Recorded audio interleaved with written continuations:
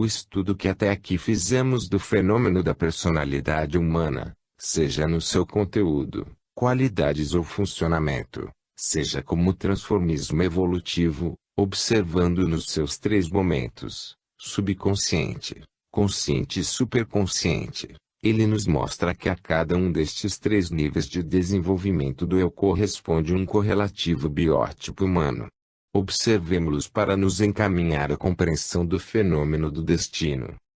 A sensibilidade, o conhecimento, a capacidade de entender do indivíduo, o seu tipo de vida e destino, dependem da sua natureza que corresponde ao nível evolutivo em que vive e funciona o seu eu. Cada um possui a linguagem do seu plano biológico e isso ela o entende. O primitivo, que vive no nível do subconsciente, fala e entende somente a linguagem das emoções. Ele pode ser sugestionado por impressões, não convencido pelo raciocínio. Ele não age por entendimento seu, mas por imitação do que fazem os outros. Ele não se interessa pelos efeitos a longo prazo, mas só pelos resultados imediatos. O que mais o convence é a linguagem dos sentidos, o seu prazer ou sofrimento. Além desses fatos para ele concretos porque bem perceptíveis, tudo lhe é um mistério imenso, e ele sabe que não pode penetrar. E é assim que para ser entendido por tal indivíduo é necessário usar a sua linguagem, que é a do seu lucro ou dano, prêmio ou pena, paraíso ou inferno. Esta é a linguagem que o nosso mundo usa para dominar e impor obediência e ordem. Não há lei religiosa ou civil que tenha valor, se não é sustentada pela força que pune o transgressor. O nosso mundo zombaria de um governo sem tribunais, polícia e cadeias, como de uma religião sem inferno ou seus equivalentes. O biótipo desse nível obedece apenas ao mais forte, que tem o poder nas mãos e que por isso lhe pode fazer bem ou mal. O fraco não merece respeito nenhum, merece pelo contrário, ser escravizado. O biótipo mais adiantado, que deveria ser o homem, se chama civilizado, vive no nível do consciente, fala e entende a linguagem da razão. Mais do que sugestionado por impressões. Ele pode ser convencido pelo raciocínio. Não segue os outros por imitação, mas procura saber por que ele tem que agir de uma maneira ou de outra. Olha mais longe do que os simples resultados imediatos. Prevê, observa, analisa, calcula. Acima da linguagem dos sentidos. Entende-a da sua mente, com a qual controla a sua conduta para atingir com maior segurança o seu benefício e fugir do seu dano. Para dirigir esse homem não basta o medo do fracasso ou a esperança de vantagem, mas é necessário convencê-lo de que tudo representa, na verdade, o seu interesse e corresponde a um princípio de equidade. A vida para ele não é mais mistério, que a ciência começa a desvendar. Tal homem controlado pelo pensamento não pode mais ser dominado somente pela força, como o biótipo precedente, mas a respeita pela vantagem material que pode usufruir, porque ela representa um poder econômico, bélico, político, social. Assim, os impulsos fundamentais da vida permanecem os do nível precedente.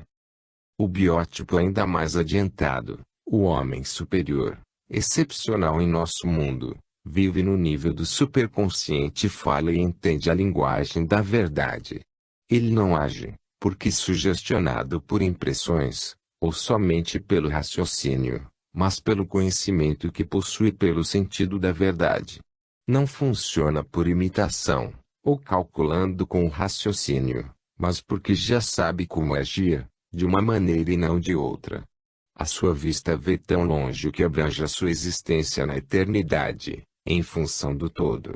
Acima da linguagem dos sentidos e da mente, ele entende a linguagem das coisas das quais intui por visão interior o sentido profundo. Esse homem não é dirigido só pela simples reação sensória, como no nível do subconsciente, nem pela sua reação cerebral racional, como no nível do consciente, mas por uma autonomia de julgamento e orientação, consequência do conhecimento, que é a qualidade de quem vive no nível do superconsciente. Quando não há mais trevas de mistério, Pelo menos nas linhas gerais, só um pode ser o caminho do homem e este será o caminho certo. Assim vive tal biótipo, que não quer dominar, nem precisa de provas racionais para entender e ser convencido, porque já atingiu o conhecimento e possui a verdade. Para melhor esclarecer o nosso pensamento, observemos mais de perto esses três casos.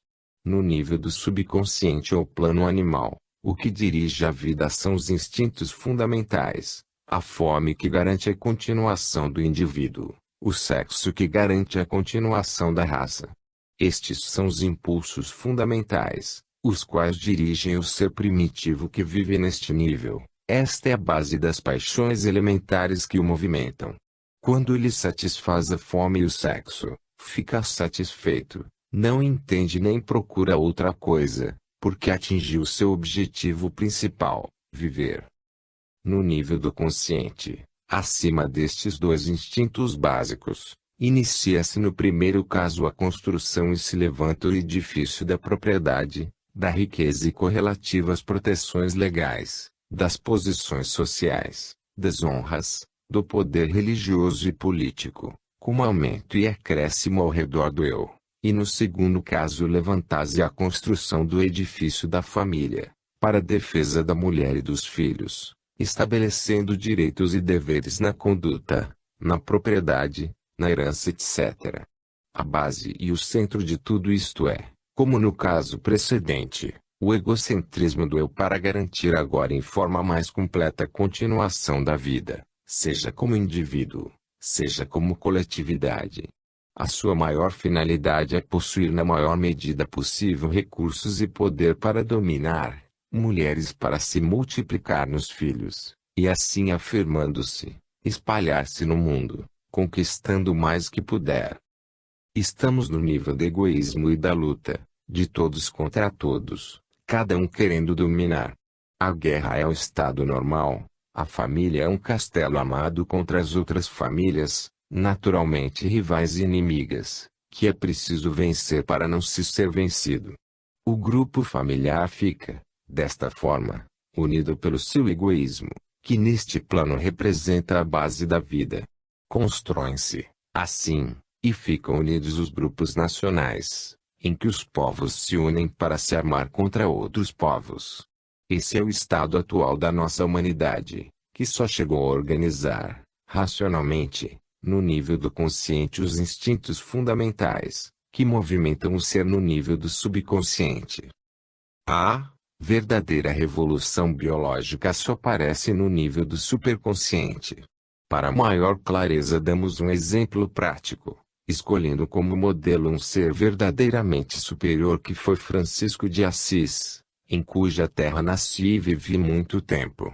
Com os três votos básicos da sua regra, ele quis despedaçar os correspondentes instintos fundamentais do homem, a eles contrapondo como virtudes três impulsos opostos ao primeiro instinto, o de possuir. Ele contrapôs a regra da pobreza, ao segundo instinto, o do sexo, contrapôs a regra da castidade, ao terceiro instinto, o do egocentrismo dominador, contrapôs a regra da obediência. Assim, o indivíduo fica como aniquilado no nível do subconsciente, instintos, e do consciente, razão a serviço dos instintos. O seu passado biológico é esmagado de uma vez, mas à procura de uma superação, a vida, cortada nas suas velhas raízes, parece condenada a morrer, mas, pelo contrário, é levada para ressurgir mais poderosa num plano mais alto. Este é o significado biológico e a lógica do espírito franciscano. Na prática, os indivíduos estão bem longe de estar prontos para realizar uma revolução biológica. Tudo isto chegou a um mundo dirigido por impulsos bem diferentes. Pelo entusiasmo que a pregação arrastadora de S. Francisco acordou no povo sofredor, porque ele oferecia a esperança de uma vida melhor, se reuniu atrás dele uma multidão de seguidores, tanto mais porque o entusiasmo popular se concretizou numa imensa colheita de recursos, com os quais foi rapidamente construído, para honrar a pobreza, o mosteiro e a basílica de S. Francisco em Assis, Um castelo imenso que hoje vale bilhões. Na igreja superior da Basílica de S. Francisco de Assis, à direita, um afresco de Giotto que representa o Papa Inocêncio III que, numa visão, em sonho, vê a grande Basílica do Laterano, em Roma, caindo e S. Francisco sustentando-a para não cair. É lógico que esse Papa aprovasse, até santificá-lo, um homem que tinha levantado o entusiasmo popular para Cristo e o Evangelho, que constituíam as bases teóricas do poder terreno da Igreja, que o Laterano representava. O grande exemplo cristão de S. Francisco confirmava a doutrina na qual se baseia o papado e com isso a legitimidade da hierarquia eclesiástica e do seu poder terreno. Aquilo de que mais precisa o pastor que deve dirigir ao rebanho das ovelhas que obedecem. Não se pode esquecer em que mundo vivemos.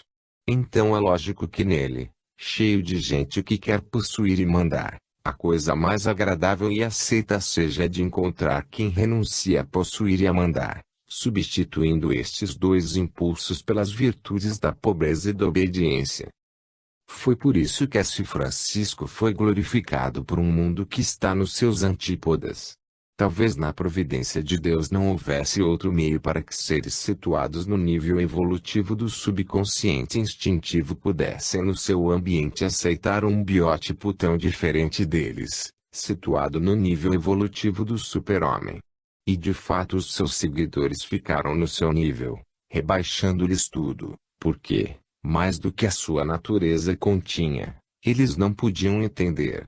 É inevitável que qualquer ideal, descido do alto, não possa sobreviver na Terra senão em forma torcida, adaptando-se às condições biológicas dos indivíduos que têm de realizá-lo. O nosso mundo não é dirigido pelas antecipações ideais do futuro, mas pelos instintos, fruto da longa experiência do passado, que mais garante a sobrevivência. Desta forma é mais seguro para seguir os velhos caminhos já conhecidos, do que arriscando-se na aventura da exploração do novo.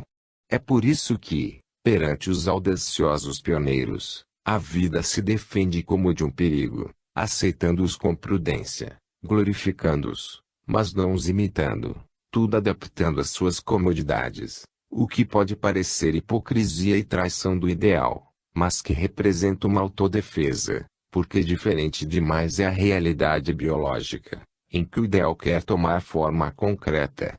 O amadurecimento das massas, até levá-las ao entendimento das coisas superiores, é lento e trabalhoso e exige tais adaptações, que permitem a assimilação gradual em percentagens progressivas, fato que, porém, não pode impedir que à vista dos mais evoluídos essas adaptações pareçam mentiras.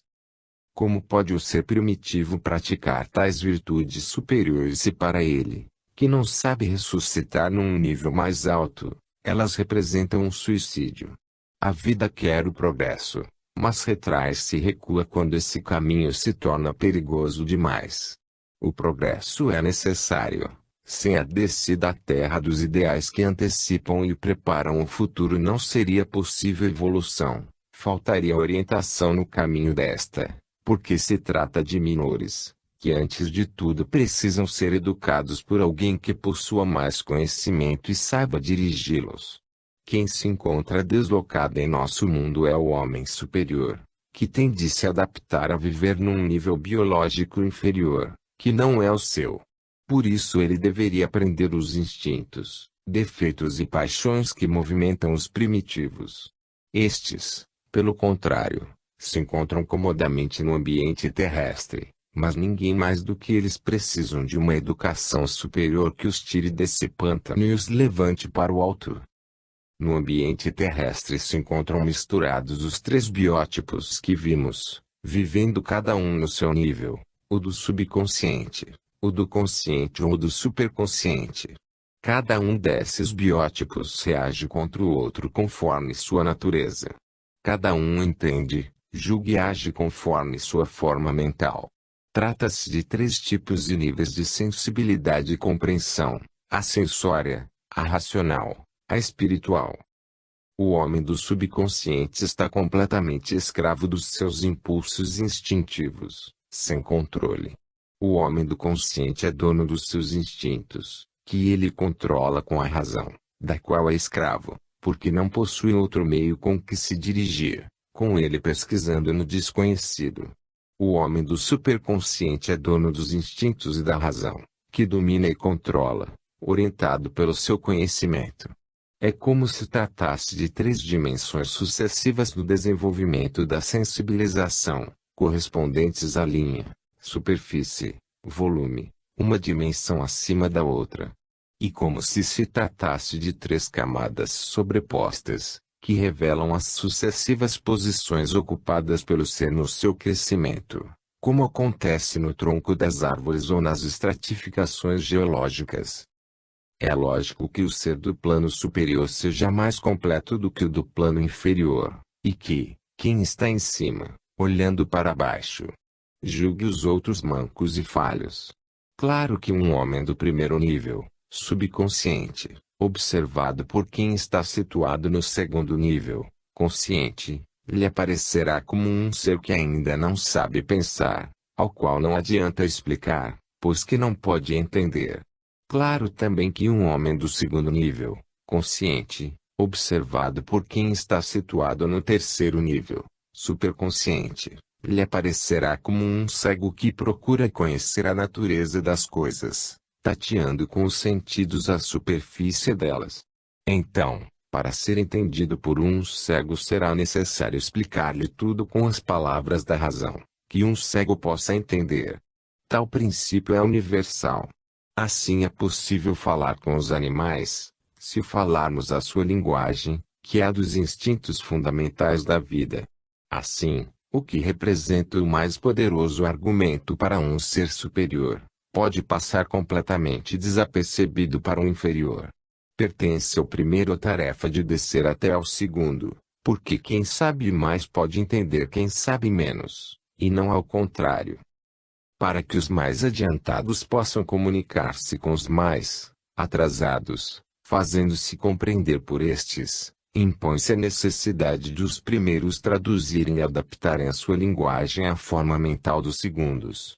Assim, o homem racional, se quiser ser entendido pelo homem do subconsciente, terá que descer ao nível dos sentidos e das emoções.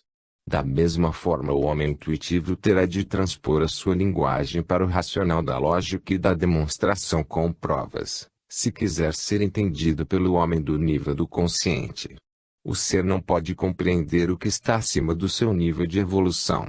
Por isso, em nossos livros foi necessário traduzir as nossas visões na linguagem racional, que é a que corresponde à atual forma mental humana. Para ser entendidos pelos biótipos do nível do subconsciente, teria sido necessário traduzir as visões em termos emocionais de medo, esperança, entusiasmo, estimulando com representações bem perceptíveis pelos sentidos. Tal descida é uma necessidade imposta pela natureza das coisas. É por isso que a cada passo encontramos esse fenômeno nas religiões, cuja tarefa é exatamente a de levar até ao nível dos mais evoluídos os princípios superiores, que de outro modo eles nunca saberiam atingir. Quem fala, se quer ser compreendido, tem que falar a linguagem dos ouvintes. Isto de fato é o que acontece em nosso mundo, quando se trata de convencer as massas populares. Daí a necessidade do uso das imagens e das representações do rito nas religiões, na propaganda política, nas campanhas eleitorais, na venda dos produtos comerciais. Para convencer o povo se usam slogans simples, que não querem raciocínio nem esforço de pensamento, repetidos em forma de sugestão hipnótica, dirigidos ao subconsciente, apoiando-se nos impulsos elementares deste. O instinto do involuído é o de reduzir tudo dentro dos limites da sua forma mental. O que não cabe dentro da sua cabeça, para ele passa despercebido, e é como inexistente. Mas com a evolução a vida se torna uma revelação contínua de uma realidade sempre mais vasta. Uma progressiva sensibilização permite penetrar numa parte cada vez maior das vibrações do universo. O campo dominado pela consciência vai se cada vez mais ampliando com a evolução, como se foi comprimindo com a involução até chegar à pedra. É assim que onde o evoluído percebe um mundo imenso, o involuído fica cego e surdo, nada percebendo. Onde um cientista, um pensador, um artista é arrebatado por pensamentos e emoções profundas, e impelido às mais enérgicas reações, um homem comum fica inerte e adormece pelo tédio. Há coisas preciosas à porta da sua casa, maravilhas estão batendo para entrar, e ele não responde e retorna às misérias do seu mundo pequeno, porque só sabe entender estas.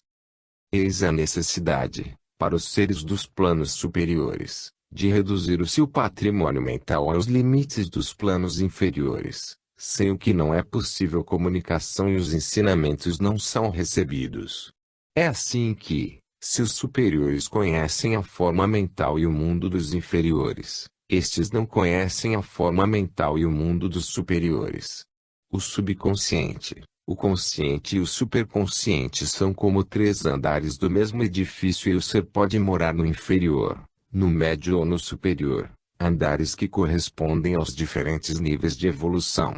Quem mora no inferior não pode conhecer o que há no superior, até que entre no novo apartamento, subindo a escada que o leva até lá. Mas quem mora no apartamento superior se lembra do que há nos inferiores, onde ele morou no passado. Pode assim acontecer que o homem racional, do nível do consciente, no seu comportamento siga os instintos animais que a ele voltam do subconsciente, isto é, do andar inferior onde ele residiu no passado. Isto significa momentâneo retrocesso a posições evolutivas atrasadas. O homem atual subiu há pouco do andar inferior da animalidade ao médio da consciência racional, e neste vai aprendendo a morar. A lembrança, a forma mental, os hábitos de inquilino do andar inferior estão ainda vivos nele, sempre prontos a voltar. Mas agora ele vive próximo ao terceiro andar, o do superconsciente, e essa vizinhança já lhe permite perceber alguma coisa do que acontece neste andar superior. Daí descem as revelações das religiões, que o iluminam e estabelecem qual deve ser a sua conduta. Descem indivíduos com a missão de mostrar, com a palavra e o exemplo, qual é o caminho para subir até esse andar.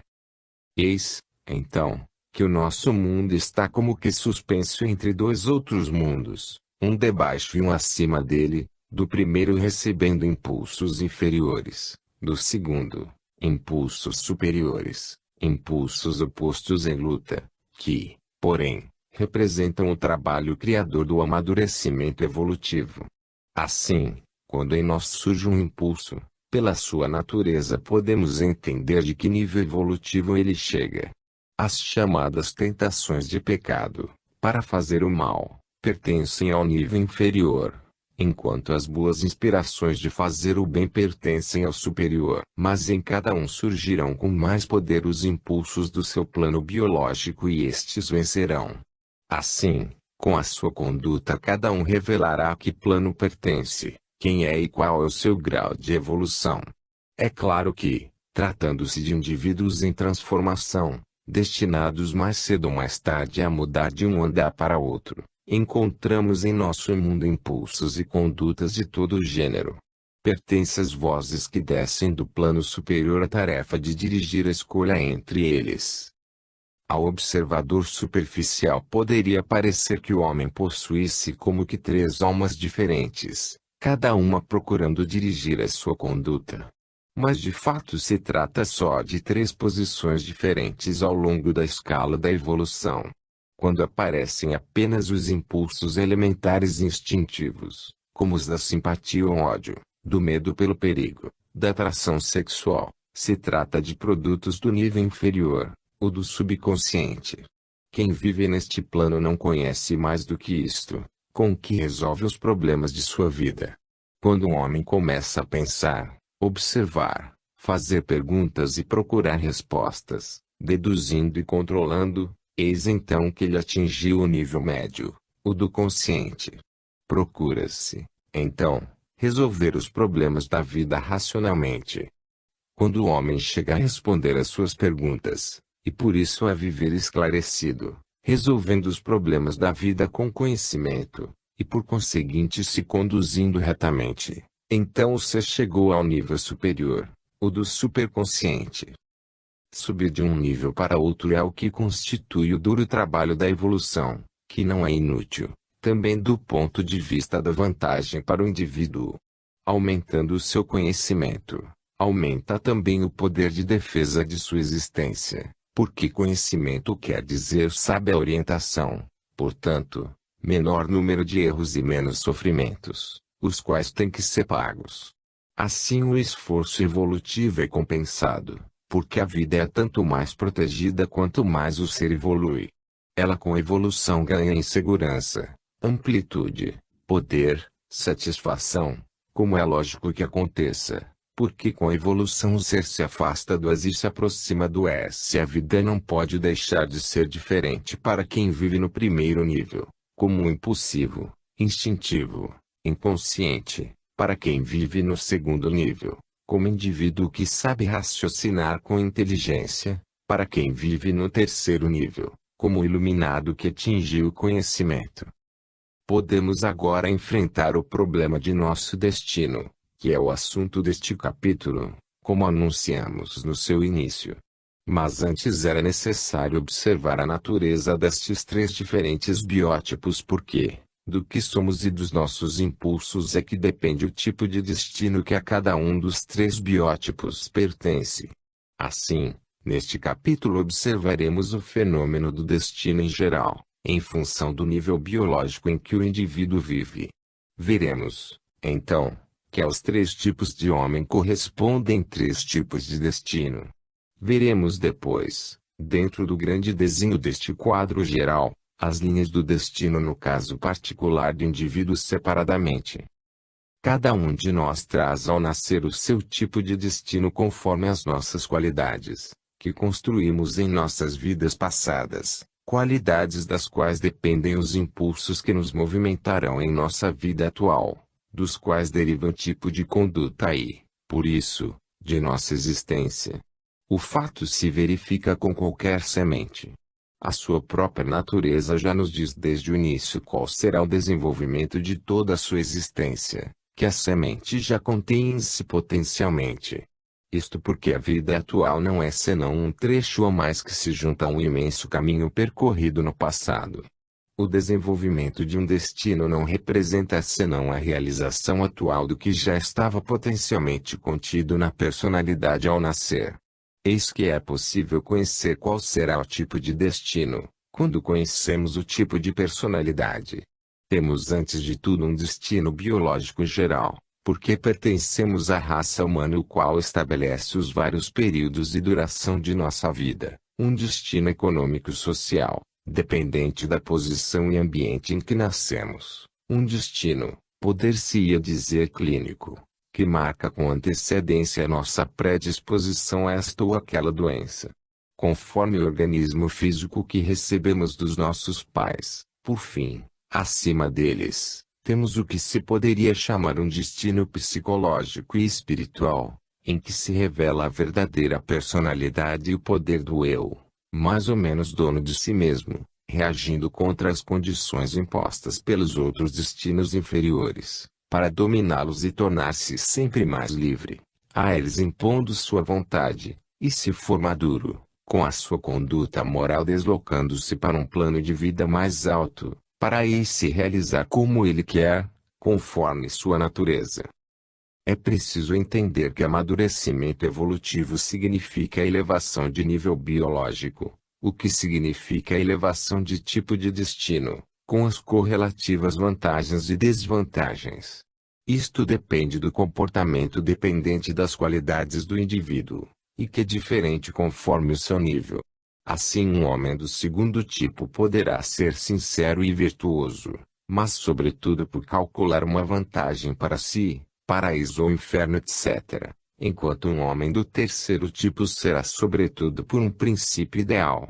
Assim, o tipo médio na sua conduta procurará a aprovação do mundo, coisa para ele muito importante. O tipo superior pedirá apenas o julgamento de Deus, porque sabe o que vale o do mundo. O tipo médio aterroriza-se com as condenações do mundo. O tipo superior depõe sua consciência perante Deus. O tipo médio é vaidoso, porque está vazio. O tipo superior é humilde, porque é virtuoso e, por isso, o seu valor não precisa dos louvores dos outros. As finalidades do tipo médio estão todas neste mundo. As do tipo superior estão além deste, num mundo superior. Eles, na luta para defender sua vida, seguem dois métodos completamente diferentes. O primeiro conduz-se como um ser que vive isolado do universo e de Deus, só podendo contar com o que possui, com a sua força e astúcia. O segundo não vive isolado no universo e separado de Deus, sabendo que basta praticar a lei, porque então ele pode contar com forças superiores que impõem a justiça de Deus. O primeiro acredita que, fazendo o mal, seja possível vencer. O segundo sabe que isto significa perder. O primeiro representa a forma mental do mundo. O segundo representa ao contrário, o superior espírito do Evangelho. Assim, conforme sua natureza, o indivíduo traz consigo já estruturado o seu destino, não como uma fatalidade cega e injusta, mas como na lógica e justa consequência das causas semeadas e qualidades impressas no eu nas vidas precedentes. A maioria vive cega a respeito de tais problemas. Mas eles são fundamentais para quem queira viver dirigindo-se com inteligência. Então, para conhecer qual é o tipo de destino que lhe pertence, é necessário antes de tudo conhecer o nível evolutivo em que o indivíduo vive, isto é, 1. O inferior, instintivo, do subconsciente, 2. O médio, racional, do consciente, 3. O superior, iluminado, do superconsciente. Trata-se de 3 níveis biológicos, em cada um dos quais a vida é regida por leis diferentes. Ora, pertencer a um ou outro desses níveis, estabelece a lei a que o indivíduo tem de ficar sujeito, a lei em cujas normas tem de ficar enquadrado todo o movimento seu e ligado o desenvolvimento do seu destino. É lógico que o conteúdo de cada vida dependa da posição que o ser ocupa ao longo do caminho da evolução, em função daquele que foi percorrido no passado.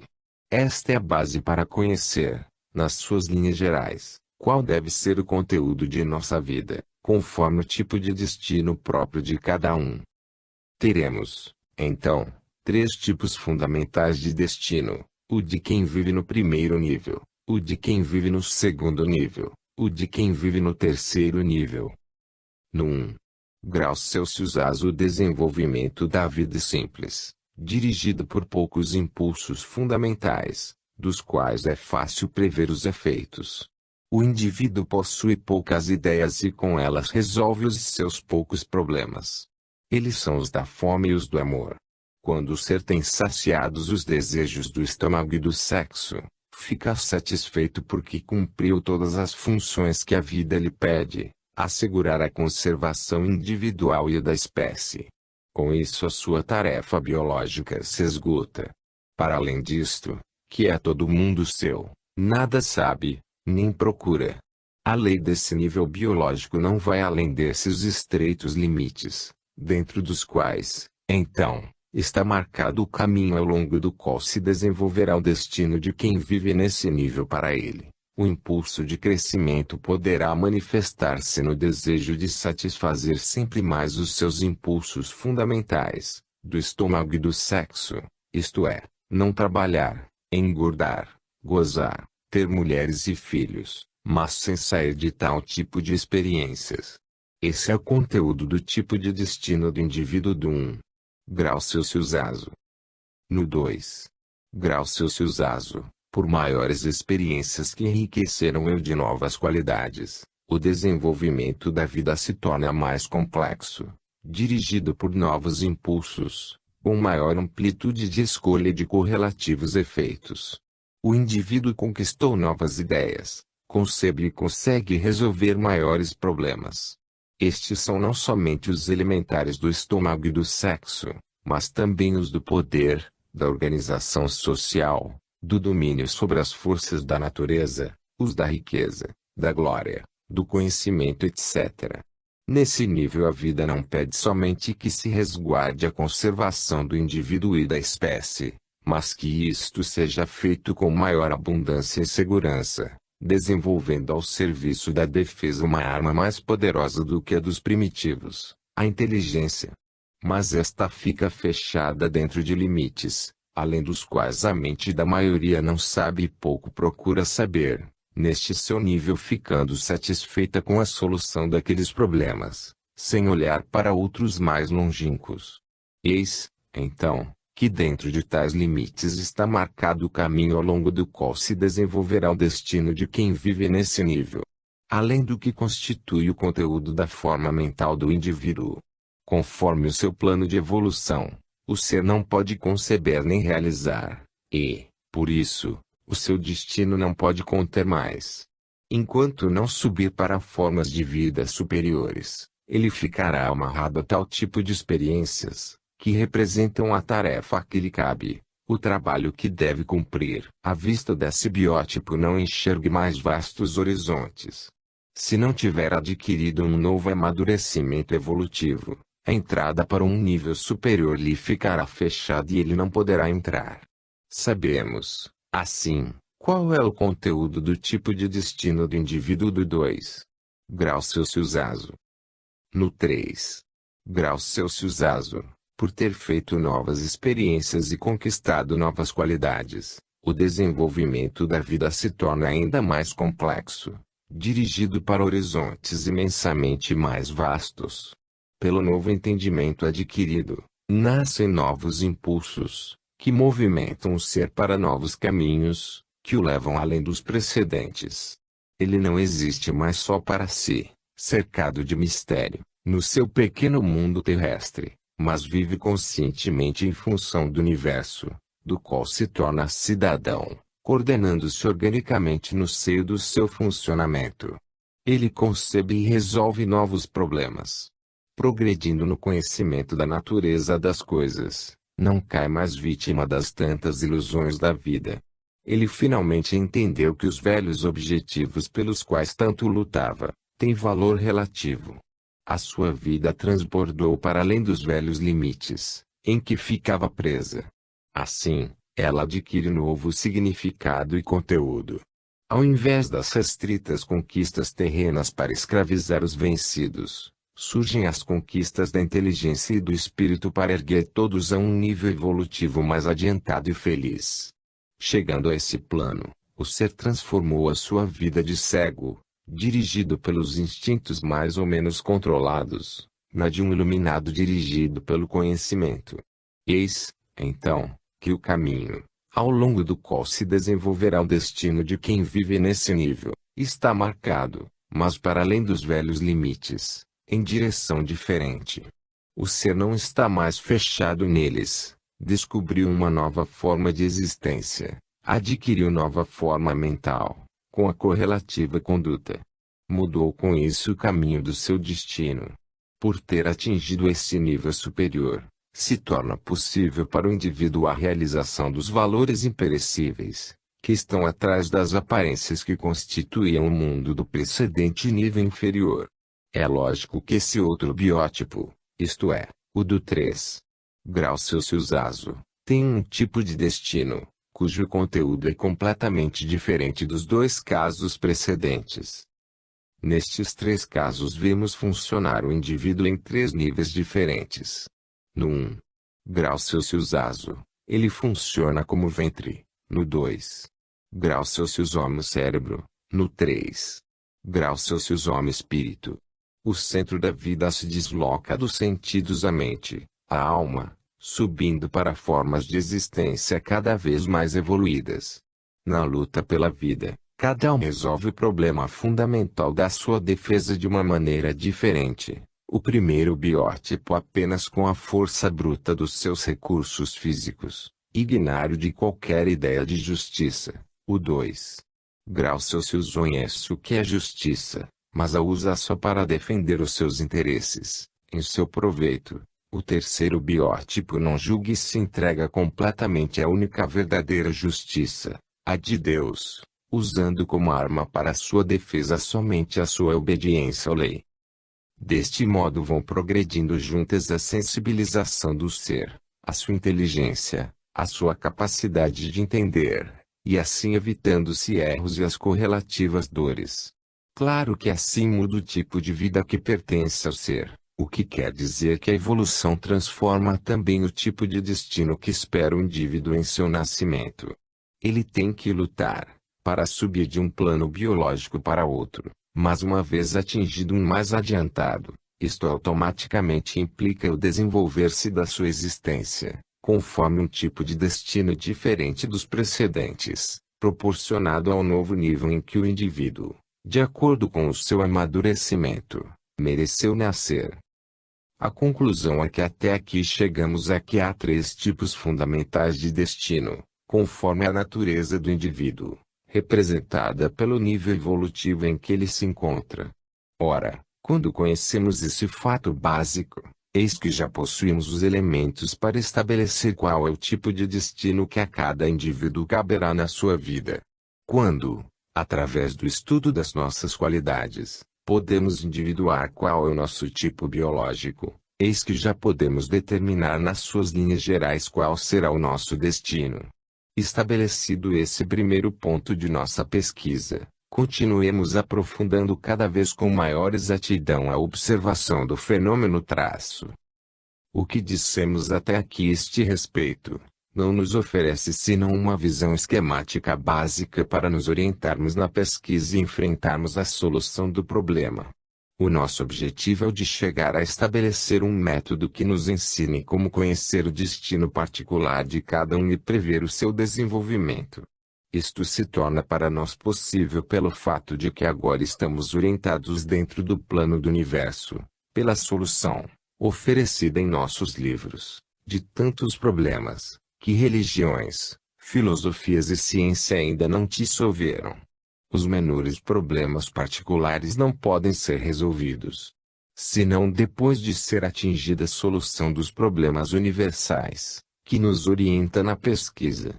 O nosso mundo procura soluções isoladas, mas problema nenhum é solúvel isoladamente, num universo onde tudo é ligado e comunicante, regido por uma só lei, fundamentalmente unitária. Um fato que é preciso levar em conta é que na prática os mencionados três níveis não se apresentam como três compartimentos estanques, absolutamente separados um do outro, mas como três fases sucessivas e contíguas do mesmo processo evolutivo, que todos estão percorrendo. É fácil assim compreender que o passado transposto esteja superado, mas não completamente destruído, podendo voltar a sobreviver como um retorno ou lembrança daquele passado. Aparece, então, na superfície da consciência o que foi escrito nas camadas inferiores da personalidade, ao longo do caminho do seu desenvolvimento. Pode ocorrer que um indivíduo não viva somente num dado nível biológico, sujeito ao correlativo tipo de destino, mas viva numa fase de transição de um nível para outro, na qual lutam para se concretizar impulsos que provêm dos planos inferiores, juntamente com outros dos superiores. O que prevalece depende da medida em que o passado foi superado. Lembremos-nos de que se trata de um fenômeno de evolução, o que representa um contínuo transformismo. Eis como pode nascer a luta entre o velho, que não quer morrer, e o novo que, por lei de evolução, quer e deve nascer. Velho e novo significam diversas qualidades da personalidade e correlativos impulsos que dirigem a sua conduta. É preciso, então, para estabelecer qual será o destino do indivíduo, conhecer que o tipo biológico nele prevalece por ser mais poderoso, e que por isso vencerá na luta. Para prever, então, qual será o destino de um homem, é necessário antes de tudo saber em que medida sua personalidade contém as características de cada um dos três níveis. No 1 grau Celsius ASO, o ser vive todo no plano instintivo animal e não há luta entre impulsos diferentes.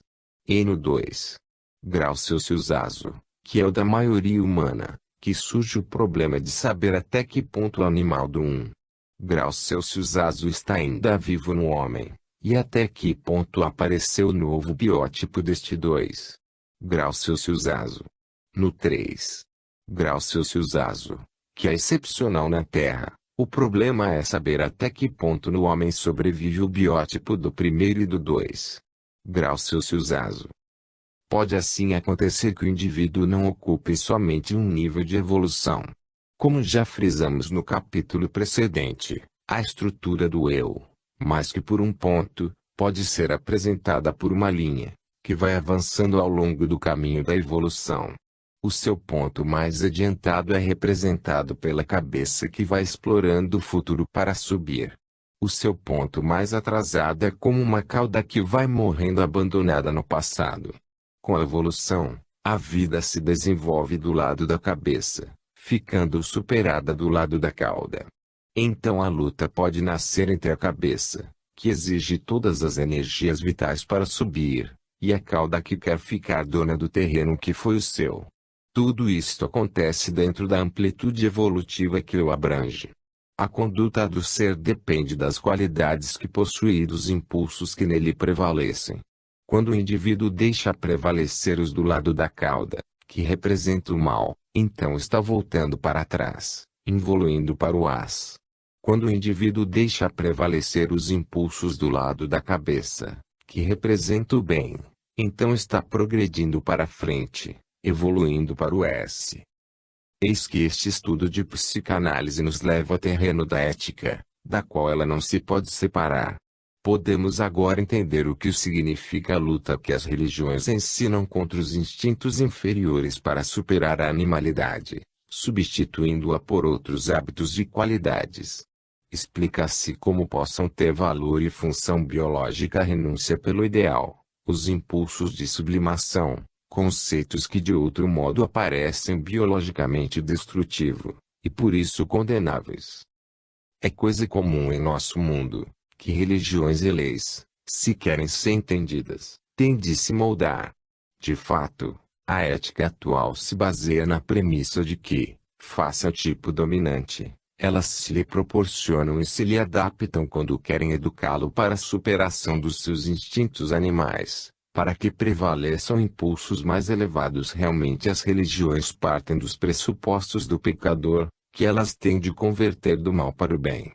Existem, porém, apesar de excepcionalmente, biótipos mais adiantados, para os quais é lógico que essa ética resulta absurda, porque com a sua forma mental de outro nível biológico, eles concebem tudo de forma diferente, já tendo realizado aquelas superações que se exigem deles.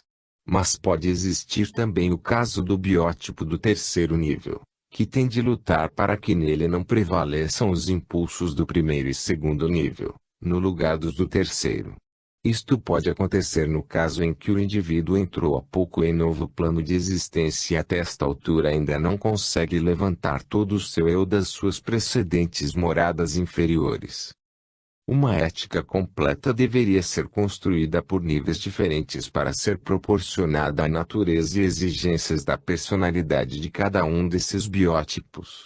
É lógico que a ética que dirige o trabalho de construção biológica, que pertence a um evoluído, não pode ser igual à ética que pertence a um evoluído. O que o nosso mundo mais procura é menor trabalho possível, de modo que tudo está feito em série. Para as maiorias e a minoria abandonada a si mesmo está fora da série. Pode assim se verificar luta entre éticas de nível diferente, cada uma feita para dirigir um biótipo diferente, sendo os mais evoluídos expulsos da regra geral, que vale para a maioria. É lógico, então, que tais indivíduos se isolem e afastem das massas, que seguem outro caminho, que não é o seu. Podem assim acontecer que os melhores sejam condenados como inimigos das religiões, enquanto talvez eles sejam os poucos que possuem a verdadeira espiritualidade. De tudo isto podemos concluir quão complexo seja o problema da ética e como ele não possa ser resolvido isoladamente, mas apenas em função da solução de muitos outros problemas, como até aqui os temos estudados. Observemos agora mais de perto como se desenvolve, dentro da amplitude que o eu abrange, essa luta entre planos evolutivos diferentes. Assunto importante, porque nesta luta se manifesta a técnica com a qual se realiza o processo da evolução através do amadurecimento do eu. A este respeito já vimos que ele se pode encontrar em três posições: 1. Nível inferior. 2. Nível médio. 3. Nível superior. Mas elas não são senão três degraus sucessivos do seu contínuo caminho evolutivo. Para o homem, o ponto de partida é a posição 1, isto é, a da animalidade. O ponto de chegada é a posição 3, isto é, a da espiritualidade. A evolução consiste nesse deslocamento de um nível para o outro. O processo da evolução humana se realiza na amplitude representada por estes três níveis. É por isso que os estamos estudando, porque eles nos mostram o caminho do desenvolvimento da personalidade humana.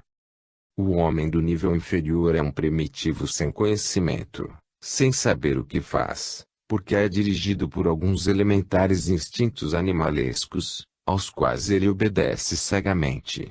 Em nosso mundo ele constitui as raças inferiores, as camadas mais baixas da sociedade, mais do que economicamente, baixas intelectual e moralmente, de modo que tal tipo de evoluído se pode encontrar também no meio dos ricos e seletos da nossa sociedade.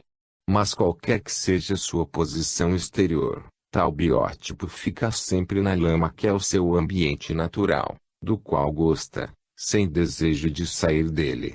Fica satisfeito na terra, seu paraíso, no qual encontra egoísmo, ferocidade, guerras, roubos, crimes, tudo do que ele precisa para desabafar os seus instintos. Um trabalho superior, dirigido para a espiritualidade, inicia-se no nível médio, que é aquele onde está situada a nossa civilização. Aqui o homem começa a sair do pântano da animalidade, adquire e desenvolve a inteligência, funda religiões e filosofias, descobre a arte, a organização social, a ciência. Mas o nível precedente não está ainda esquecido e definitivamente superado. Ele sobrevive no subconsciente, dele volta para dominar, e a inteligência, que deveria ser usada para se libertar, é colocada a seu serviço. As religiões, em nome do ideal de espiritualidade do terceiro nível, pregam a libertação e a superação da animalidade no primeiro nível. Mas para quem pertence a um plano biológico inferior é muito difícil entender a verdade de um plano superior.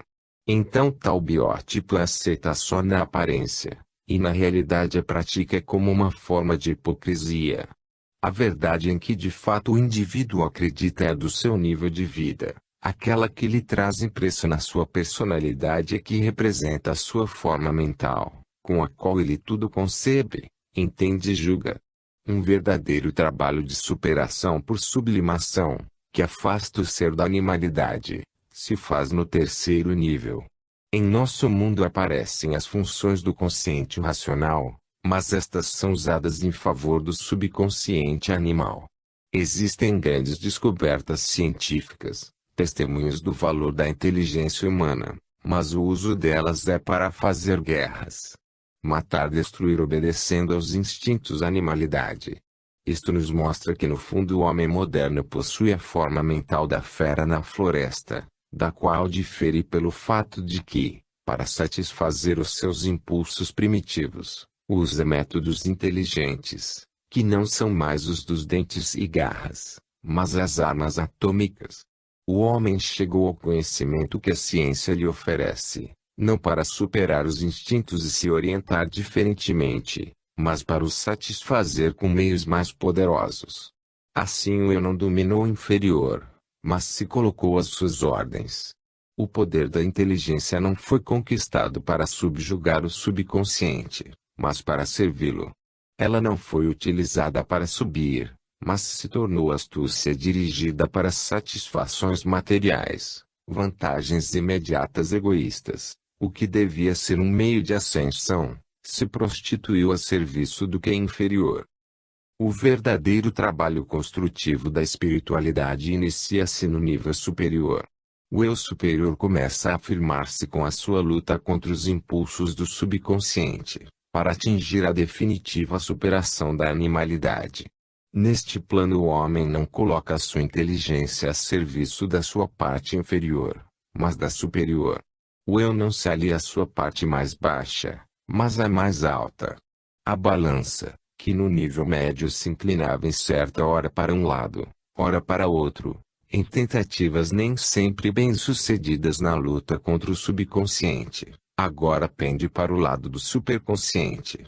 Se dividirmos a amplitude da personalidade humana em 3/3 ou níveis, vemos que no 1 grau Celsius o que domina é o primeiro nível, no 2 grau Celsius o começa a dominar o segundo, mas em favor do primeiro e ao mesmo tempo realizando tentativas para subir para o terceiro nível. No 3 grau Celsius é o terceiro nível que se alia ao segundo para dominar e superar definitivamente o primeiro nível. Assim, é neste 3 grau Celsius que se realiza a grande batalha da sublimação, que leva o ser para o plano biológico superior. Certo que, ao homem que já atingiu o terceiro nível e que pela sua natureza é levado a tomar a sério o ideal vivendo de fato, deve parecer uma coisa muito estranha utilizar seu ideal para cobrir e ajudar o esforço de satisfazer os impulsos inferiores. Mas de outro lado, como pode o homem do segundo nível entender o que está acima da sua natureza, para além dos limites da sua forma mental? E como se pode exigir que ele tome a sério para vivê-lo o que não pode entender? Há distância entre um plano de vida e o outro, e o ser tem que percorrê-la toda, se quer atingir o superior. Mas, apesar de tudo, e a este terceiro nível que terá de chegar a humanidade de amanhã, é o homem desse tipo superior que dominará no futuro. Chegado a este ponto da sua evolução, o ser não gasta mais o seu tempo e energias na luta contra o seu semelhante. A inteligência mostrou ao homem qual é o verdadeiro sentido da vida, o seu objetivo, o caminho a percorrer. Então, tempo e energia serão inteligentemente usados, não mais, nas vãs tentativas de um cego, mas no trabalho que dá mais fruto como conquista de felicidade e o trabalho da superação da animalidade e do aperfeiçoamento moral. A ética e as religiões se tornarão problema de atualidade, vital, biologicamente fundamental, porque terão de cumprir inteligentemente a tarefa de dirigir a evolução da humanidade. Há uma diferença básica entre a religiosidade do homem do segundo nível e a do homem do terceiro nível. O primeiro, obedecendo à lei do seu nível, concebendo tudo em forma de luta, segue o método gregário, pelo qual uma doutrina ou religião é antes de tudo um grupo ao qual ele pertence e que representa o castelo dentro do qual ele mora, castelo amado contra todos os outros. Na religião desse biótipo, qualquer que ela seja, está implícita a condenação de todas as outras, constituídas por grupos humanos rivais e inimigos. Claro que os ideais das religiões, produto do terceiro nível, descendo ao nosso mundo não podem modificar as leis biológicas aqui vigorantes, que são as do segundo nível. A religião do biótipo do terceiro nível é imparcial e universal, não um partido de grupo. Pela sua forma mental completamente diferente, ele não se pode sujeitar à maneira de conceber e agir das massas. Expulso do terreno delas, ao qual ele não se pôde adaptar, porque a sua fase de trabalho evolutivo é diferente, o homem do terceiro nível permanece no mundo um isolado e condenado, envolvido num tremendo esforço ascensional, pelo qual este pioneiro do porvir está procurando sozinho aproximar-se sempre mais de Deus.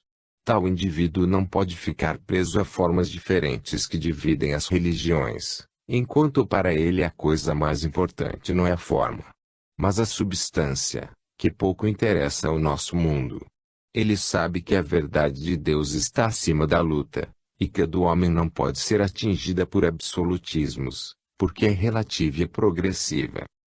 Mas o nosso mundo está constituído pelo homem do segundo nível, que pensa com a sua forma mental e dela não pode sair. Ora, para quem vive nesse nível, o homem do terceiro tipo é irreligioso, causa de escândalo porque está fora do rebanho, condenado por isso. Mas para o homem do terceiro tipo, o do segundo é um ser movido, sem conhecimento, pelos instintos do subconsciente. E quando o terceiro tipo se queixa, porque a religiosidade não é